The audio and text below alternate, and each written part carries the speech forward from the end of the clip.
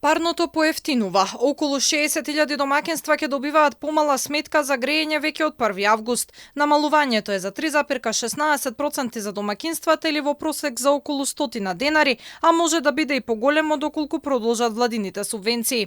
Грејењето за околу 1200 фирми, училишта и институции кои се приклучени на централниот градски систем ќе биде поевтино за 17%. Во новата сметка за сега не се вкалкулирани државните субвенции според првиот човек на регулаторна. Оваа одлука е оправдана бидејќи се стабилизирани цените на природниот газ. Во изминатиот период цените на природниот газ се стабилизираа и од тука не гледам никаква причина повеќе да има субвенции за цената на парното во градот Скопје. Исто така, за останатите системи, цената на во Скопје Север за субвенциите се намалува, за домаќинствата се намалува за 1,71%, за останатите 17,22%.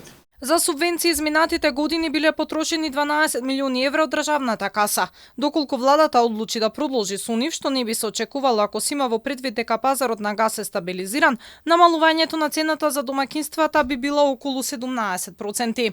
Нерешен проблем и по повеќе од една година се оштетените цевки од топловодната мрежа на ЕСМ во пожарот кој лани во мај месец го зафати мостот Беласица и се уште нема конкретна информација зошто нема нов топловод. Бислимовски алармираше новата цевка да биде поставена пред грејната сезона, инаку во спротивно граѓаните ќе треба да се молат за топла зима. Ако не се заврши, парно ќе има, но радиаторите ќе греат до 21 степен.